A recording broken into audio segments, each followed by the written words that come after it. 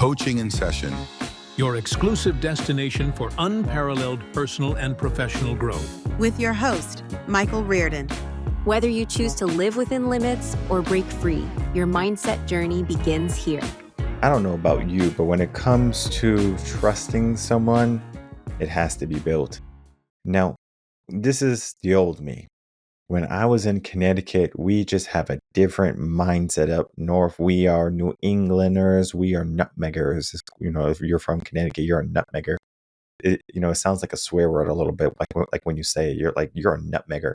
But it's not a swear word. It's just kind of like you're a Texan or something along those lines. You're a Californian or whatever you want to consider other people from other places, right? Or Floridians. Right? Like that sounds more majestic, like you're an alien or something. But, I digress. We are going to be talking about the idea, the concept of trust. What is that, right? Now, when we think of trust, we think of a bond, maybe spoken or unspoken, that we do not want to be broken, that we don't want to have tarnished or, damaged, like whatever you want to consider trust, right? We want it to be perfect. But the reality is sometimes trust is going to go through some challenges, right? Because maybe someone is given something and maybe they just kind of speak out of line because they had a rough day, a rough moment. And I know this is not an excuse, but it is all too common. So we have to look at what trust is truly, right? Trust is going to be defined exactly by you.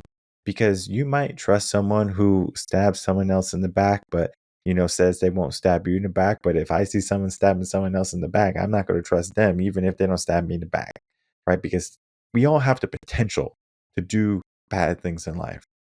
We also have the potential to do good things. And I say a man's word is everything. And a man, I say, it could be a woman too. That word is everything. Person's word is everything. And so if they renege on that word or they go back on that word or they think there's a clever way around it, then the trust is already beginning to dismantle. It's beginning to dissipate. I like to think of trust as a thin piece of toilet paper, right? And it's going to be like the thinnest one, like Scott's or something, right? Or like Charmin's, I think it's like 2-ply or something. And it might be a little bit thicker. But if you put it in water, eventually it dissolves. And that is what happens with trust, right?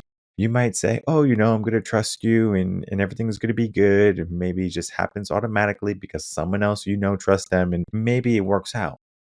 But then I think about maybe stories of how the gingerbread man was running away from a young age and he trusted the fox to take him across the river because he couldn't get wet himself or he would dissolve just like that toilet paper, as I was saying. But yet the gingerbread man got eaten by the fox, right? He trusted the fox in a sense, right? And it was his demise. And we have to make sure we're not allowing the snakes or the foxes or whoever can be out to harm us or eat us alive to get that close. So we have to understand and be able to discern what is truly trust. And so I have this article here, Understanding Trust, How It's Built, Broken, and Who Truly Deserves It. And in this article, you're going to find that trust is going to be the most powerful foundation for any relationship that you're trying to build. Now, when we look at trust as the word, trust is not something that really can be seen, right? Trust is built in the mind. Now, trust can be shown. For example, hey, I want you to fall backwards, right? We call it a trust fall.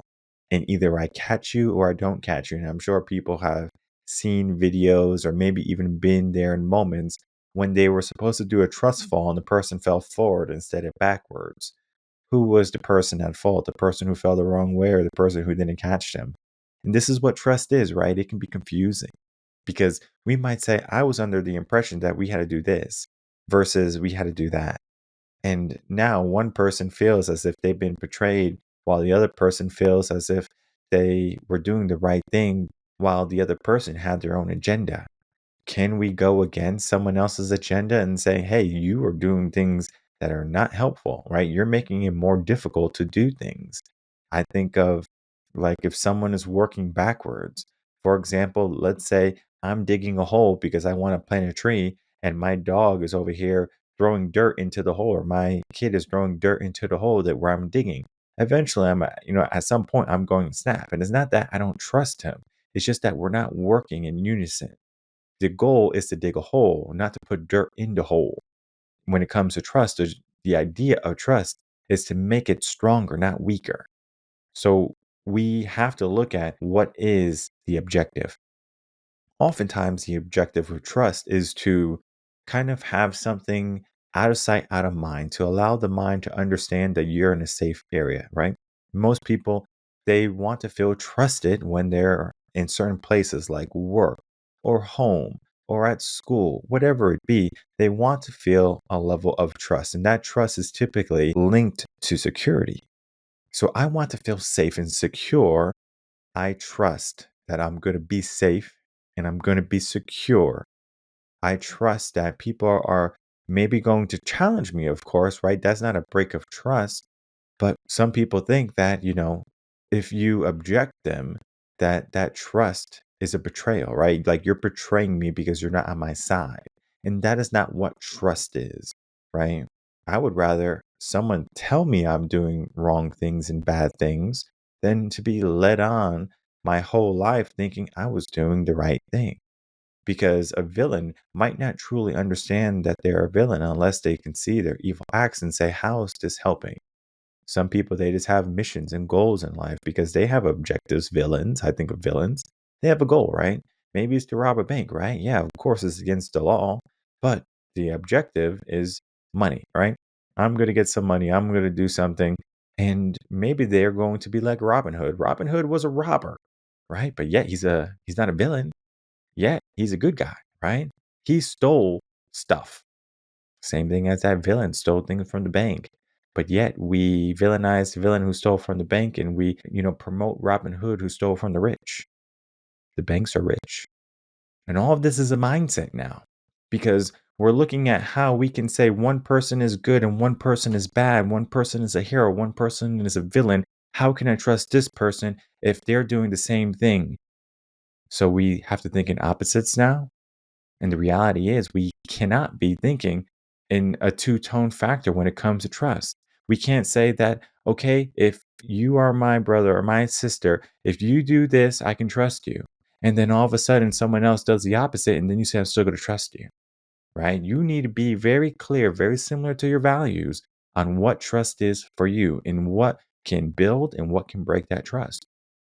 We can get into me in a little bit of how I build trust and how I look at broken trust, but I think we need to look at the article first so we can kind of get a guidepost for helping you decide what you need to do when it comes to trust and building that. So, when you're building trust, it involves several key things, and there's going to be 5 things you need to worry about or look at. One is the consistency. Easy enough. 2, honesty. 3, the vulnerability aspect to it. 4, respect. And 5, the empathy aspect. Now, all of these are the elements to build trust. Now, you might not think about 3 out of the 5 things when trust is being built, especially empathy, especially respect, and maybe vulnerability, right? It can even be consistency, trade for vulnerability, depending on your mindset, right? Because you might have grown up in a very dark place where people betrayed people, backstabbing all the time. And you know what will happen? You think this is the norm. You think that's common. And so when you grow up with that common, negative type of upbringing, you might say, okay, well, where am I going to be looking at it? Maybe it's going to be consistency, and maybe it's going to be either vulnerability or honesty, depending on how you're looking at it, right? Respect might not be there. But when we look at trust to be like truly good, right? Like full trust, we're looking at these 5 aspects. Now, the consistency part, it makes sense, right? I trust that you're going to do the right thing at all times. Think of marriage. You get married, you make a vow till death do you part. You're not going to go out and fornicate with others, but yet it happens, right? So you weren't consistent, right? You said, hey, I'm going to, take out the trash every Monday, right? And I'm going to do what I say I'm going to do. And eventually that trust is broken because something happens. Now, of course, there's going to be situations where you might not be able to take out the trash, right?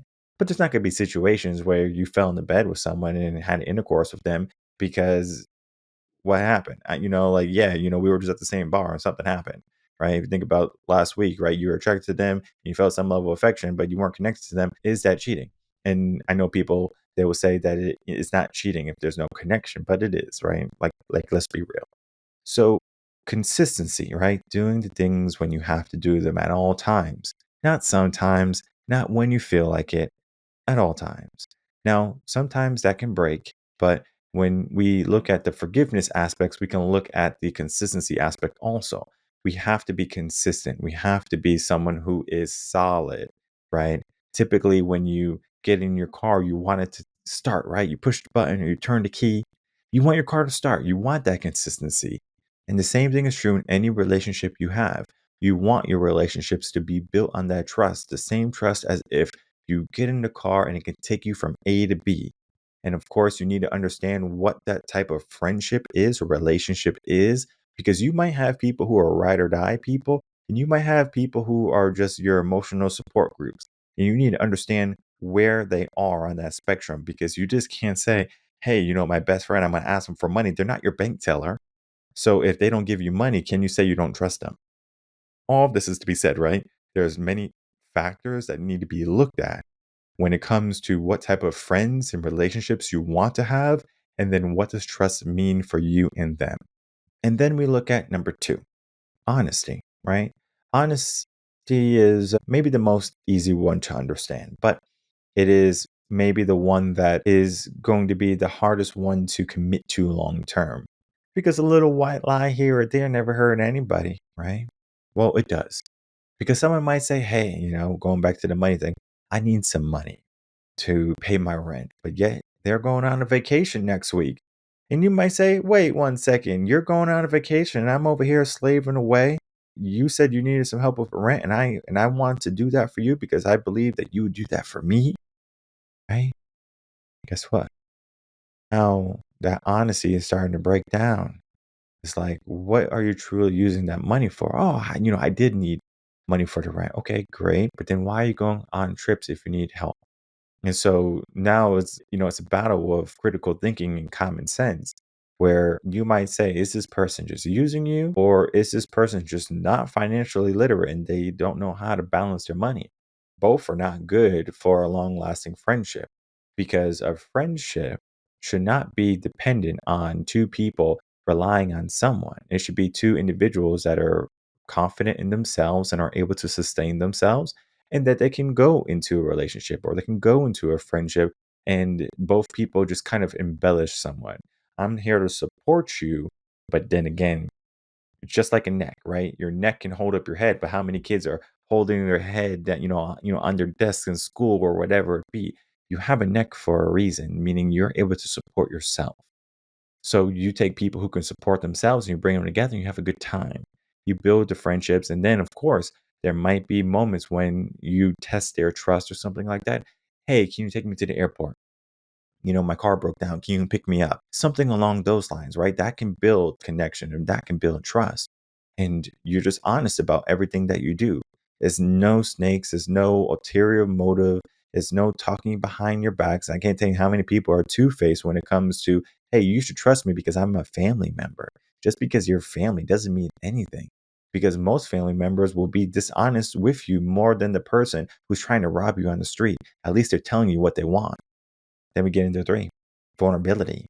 Vulnerability is the aspect of, can I be vulnerable and trust someone maybe with my most intimate feelings and ideas?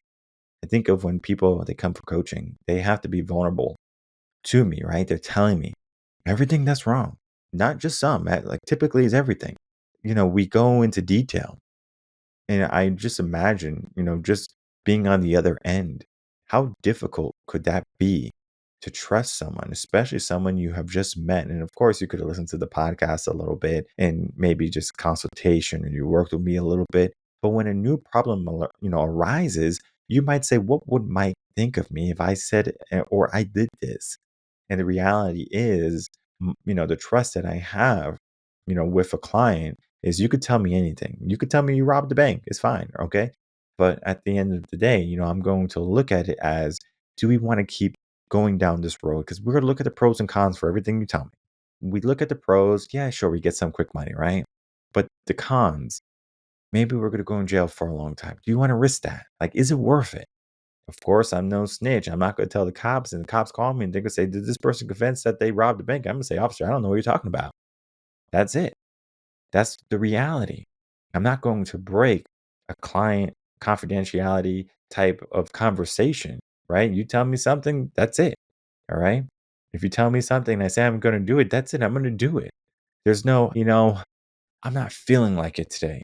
My car broke down. My dog died. So, something happened in my life. It doesn't matter. If I say I'm going to do something, I'm going to commit to it.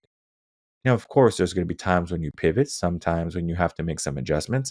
I'm not saying that everything is going to be perfect, but I'm saying that you need to be deliberate in how you do things. Because anyone can say they're going to do something, right? A parent says, oh, I'll see you at the music concert, or I'll see you at the festival. And the kid is looking for the parent, and the parent never shows up. And guess what happens? The kid comes home and kid is down. They're sad, they're depressed. And, maybe the parent sees that and they bring up the conversation first because the kid might not bring it, right? The kid's already upset. They're going to not say, hey, where were you? Like, why'd you not show up? And maybe if your kid was, more courageous, and maybe if your kid was, someone who was strict like that or stern like that or was strong like that, they might say something. But oftentimes it's going to be the parent that initially says something. Hey, sorry, bud, work was so crazy, I couldn't make it. They might say, okay, I understand. Whatever, right? Don't make a promise you can't keep with children, because now they're going to start to not ask you for things. And this is where a lot of the teen problems come, where tell them something and it doesn't happen. And they're like, okay, well, what's the point of even asking mom or dad or something like that? The trust is broken. And when you have that trust broken with teens, oh my goodness, you got some big problems. Okay. So you're better off just being that beacon to listen and not like lose your mind. Same thing as with a client. They tell you something, you're like, okay, I understand. All right, this is where we are. Let's figure out what we do next. Right. There's a great book about parenting. In the book, the author talks about what he does with his children when they have something big to tell them. And there's like a code word, and you can choose your own code word, right? It can be, hey dad, I want to talk about, cotton candy today. And the dad will know that cotton candy is the key word for, dad, I want to talk to you about something and I can't have you be upset because I'm telling you this. And then the dad knows, even though he wants to lose it, even if he wants to flip out and start cussing and everything, guess what? He won't, because he understands that he cannot, because the trust that is in that code word, that is in the conversation, is going to be built on, let's figure this out together, not me berate you because I'm sure you already feel insecure about this. All of this is to be said that we need to get into number 4, which is respect, where both parties can understand and respect one another. No one wants to be yelled at. No one wants to be ridiculed. No one wants to be betrayed. Respect is a given. And when that respect is broken, and it might seem so insignificant to the other person because they don't see it sometimes, it's a big deal. Respect can come in many different shapes and sizes. Respect can be, hey, we're supposed to go to the gym and you're not showing up to the gym. Like, what's happening, right? Well, whatever happened, right? Sure. Maybe you're having a conversation with them and they keep interrupting you, right? The respect is not there, right? Like, you're not telling people that you're not showing up or something like that. So it's also a mix of no consistency. And then you're also, like belittling someone and things along those lines. So you're losing respect, right? And it can just be that sharp thing. And I can imagine, like, for example, this happens quite a bit with employees and bosses. The boss might say something like this: I'm the boss, you do what I tell you. I'm the boss, I pay your check, you're going to do what needs to be done. I don't care how long you have to work, get it done. Okay?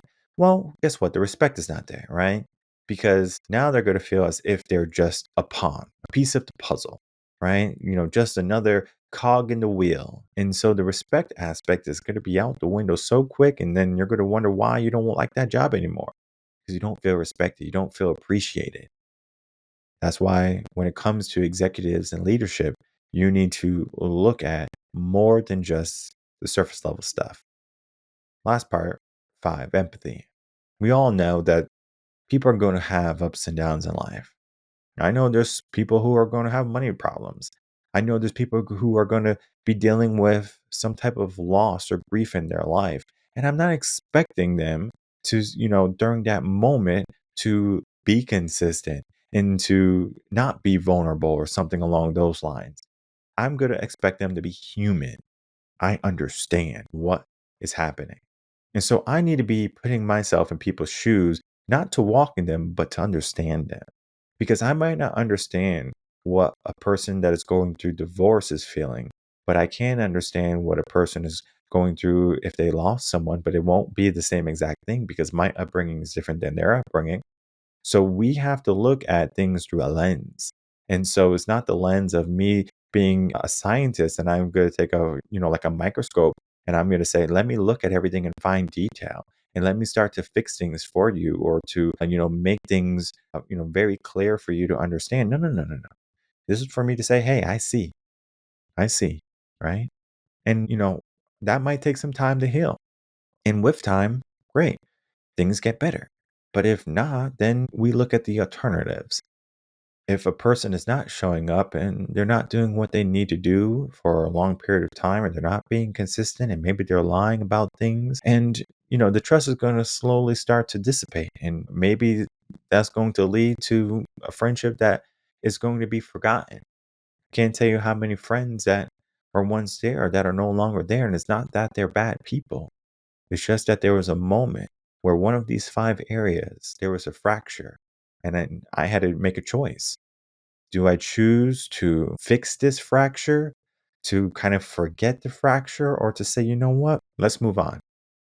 And so there's an aspect in this article also where I'm talking about if you have trusted someone and you want to forgive them, where I believe you have to, do a full nosedive in if you have to, retrust a person. I know this can sometimes happen with like children and their parents, for example, or adultery in relationships. Like those are big ones where they might say, why do I have to trust you? And I couldn't trust you when I needed you the most. Or why do I have to trust you when you can't even be consistent and honest with me and make, and uphold your promises? All of this is to be said that you have a choice to make. Are you going to allow that trust that was broken to be reforged and built again? Or are you going to say that this betrayal is always going to be on my mind and is something that cannot be forgiven? Well, if you are a bigger person than me, you can just forgive every single one who does harm to you and doesn't have your best interest in mind, and you are being used, but yet you keep on forgiving. Hey, I'm not here to say how you should live life. I'm just here to say, well, maybe if you look at these areas, you can either forgive better or you can maybe not forgive at all. Well, communicate openly. You have to have a conversation about what happened. You have to have a conversation of where things went wrong. And of course, if both parties or if one party is like, no, no, no, no, no, no, then of course, you know that nothing can happen. And so basically, there's no bridge that can be connected without support.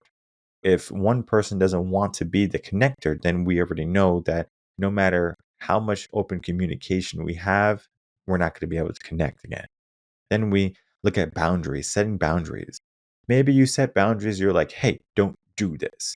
I know early on, I think I was thinking about this earlier today, actually. It was funny. I was at the gym and I was like, I remember when like she yelled at me or something, like my wife, when we're in the talking stages. And I was like, I don't like to be yelled at, one of those things like ego. But then I said, you know what? That wasn't her yelling at me. It was her setting a boundary. And so I was like, okay, now I know that's a boundary, right? That's a minefield. All right. Don't go there. And so I don't go there. Right. There's things I don't say. There's things that I don't do because I have learned. So I know I can cross boundaries. I know I can use all the things she says, to me or about someone, and I can push it right in her face. But I don't, right? Because why in the world am I going to do that? Because I'm just going to be crossing the boundary, right? It makes no sense.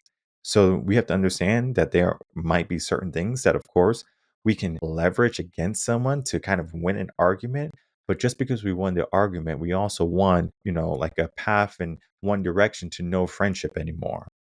Then we look at the assessing the willingness to change. For example, if someone is saying, this happened and I'm so sorry this happened.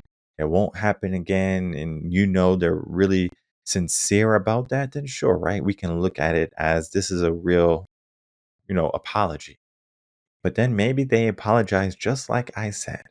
But then they do it again. And they do it again. And they do it again. And you're like, what's happening? So the willingness is not there. Because if you do something once and you say, I'm not going to do it again, you don't do it again. I understand there's people who kind of fall into substances and drugs and things along those lines. Of course, it happens. I'm not saying it doesn't. There could be a relapse, and yeah, sure. You have to look at it long term, right? Especially if it's something that's hard to overcome.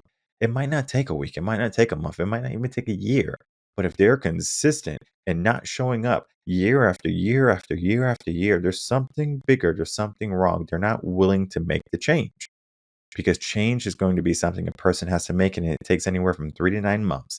That's how long it takes. And if it doesn't happen within that time span and it keeps on reoccurring, they do not really want to change. Now, of course, you can walk away, leave, dismantle the relationship, whatever it be. And they might say, oh my God, I'm so sorry I lost you. Well, guess what? You can go back and try to fix things, or you can say you had your time and keep on moving. It just depends on what type of person you are. And then, 5 is basically the aspect of choosing to forgive but not forget. I don't like that aspect because now you're just kind of keeping things very like, it's similar to like a broken plate. Like you fix a broken plate and you're always going to have this broken plate and you're just like, man, that broken plate's still there. Because if you had to use another plate in your cabinet, would you use a broken one or would you use a one that's not broken and chipped and cracked? The reality is you would use a pristine one. And I'm not saying that you throw away all your broken dishes and you throw away all your broken relationships. What I'm telling you is that if there's a hiccup in a relationship, right, and you choose to fix it rather than to throw it away, you have to also throw away this idea of what they did. Now, not saying you forget and like, oh yeah, like this is the first time this happened. It's like, no, no, no. We know this has happened before, but it's not something that you ruminate on. And that's the key. You cannot ruminate on what they have done. Literally, they do it, you never bring it up again, and you kind of just go through life. Maybe, for the conversation, you say something like, if it happens again, that's it. I'm not going to think about it. You're not going to think about it. We're not going to talk about it. And we're going to keep on moving with our life. That's it. If they make the change, great. If they don't, you know that they weren't willing. And then number 6, move on if necessary. Now, you might not know in the beginning if you need to get rid of a relationship. It is very simple to get rid of someone. They might call you or text you or feel obligated to continue with the agenda that they have been kind of going. It can happen in relationships where you always call your significant other, and then all of a sudden you're not together anymore. But then again, guess what you're going to do? You're going to give them a call. Sometimes I have clients and they're going through divorces and they're going through all these hardships. And I'm saying, listen, I understand what you're going to do because I understand mindset extremely well. And you're going to try to call them, right? You're going to try to have a conversation with them. And you're going to learn that that was a mistake. And I always tell them, when you want to call them, you call me, right? I'll talk to you, right? We could talk about your emotions and things like that. But sure enough, they do it. And then they call me or text me the next time we have our meeting or whatever. They say, Mike, you're right. I go, I know I'm right. I know. Because it happens every single time. We have to do better. Move on if necessary, right? And the moving on doesn't mean that you move on forever. It can mean that you move on in a direction for yourself for a bit, and you get to make a choice if you want to kind of look back and, bring them next to you again, right? You get to bring them up to, like with you again. I have a very simple process for this. Who were they before and who are they today? Because maybe they were a person that was stressed out and anxious and maybe not the best mindset. But then, sure enough, right, with time, they mature, they change. You can begin that relationships again, right? And look at building trust again. But it is a personal preference. It is a choice, and you get to make that choice. Do you want to build trust that might have been lost and forgotten or maybe broken? Or do you kind of just want to say that, we had our moment, we had our time, and it was great. It was a great learning lesson for both of us. And so now we know we won't make that same mistake again. And that's what happens oftentimes with trust. Trust is not something that whereas everything is perfect and we make no mistakes. It's just sometimes we make mistakes with other people, so we know not to make them again with other people. So if I make a mistake with an ex girlfriend or something, I might not make it with a new girlfriend or a wife or whatever, right? And the same thing is true for you. You might not make the same mistake with a boss or a colleague or a son or a daughter or child or whatever. You are learning what trust is, how to show it, how to, bring it about, and then how other people can perceive it. Because it's important that people understand what trust is. And this is why this article here is so important. Understanding trust, how it's built, broken, and who truly deserves it. Because when we're reading through this article, we're going to learn about all of these different things about trust, how to make it and how to build it, and then to look at if someone should come back in our life. And the reality is, you have to basically have a feeling that, this person is a person that you will love to have in your life, good or bad. You know, times are not always going to be beautiful and always going to be good. And sometimes in those bad times, right, when we have people who we can trust, right, we have people who are going to be consistent and we're confident in, it creates a long lasting type relationship. And I say, for example, best friends. You can go years without talking to a best friend. But then the moment you two reunite, family members or whatever, it's like you just pick up where you guys left off. There's a lot of curiosities, like what's been going on. And it's all love, it's all appreciation. There's no competitive nature. There's no, I'm doing this now, you're still doing that. Oh, you poor thing, or something like that. It's all of just tell me where you are. I'm going to appreciate where you are because I'm sure your journey has been yours, right? And that's just a way to say of that everyone in life is going to have their own unique way of living. Some people are going to be extremely successful. Some people are going to maybe take their time or be roundabout about it. And maybe they will never be truly successful in the terms of money or materialistic goods, but maybe they have found fulfillment in life. And so we're trusting with another person, who we are, our identity. And this is one of the reasons why many people they join like-minded organizations or groups because they find people who are going to accept them. And of course, that trust is basically of, well, if you're like me, then you must think like me. And I feel as if I like to trust people that are very similar to me because it feels good. It feels like home. It feels normal, right? And that's what we want at the end of the day. We want to feel as if we're loved and we're appreciated. And trust is going to be one of those things that are formed in the process. And all of this is to say that, trust is going to be multifaceted. You have to figure out what trust is for you, how it's built, and what can break that trust. Because what can break trust for me might be different than what can break trust for you. Because you can get a hammer and try to chip a ice block away, or you can get a mallet, like a rubber mallet, and try to chip that same block of ice. Which one is going to be more effective, right? Both are hammers, but one is going to be have a softer hammer. And all of this is to say that, when you're trying to figure out, trust, you have to figure out what is right for you. And if you figure out that a person who's that does this is not a person you can trust, and that you don't have to go down that road or begin those relationships with those people. And I'm not saying that you create echo chambers of like-minded organizations and groups all the time. because you might find yourself that a person that is completely opposite to you that you can also trust, because trust is not only an affiliation, it's a mindset.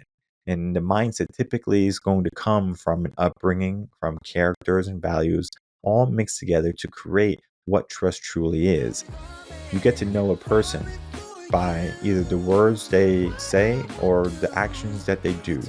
If you get really good, you start to pay attention to the things that don't happen in between the lines. And then you can say, this is a person I can trust, or this is a person that I don't think is going to be a good fit for me. You get to make a choice who's in your circle at the end of the day.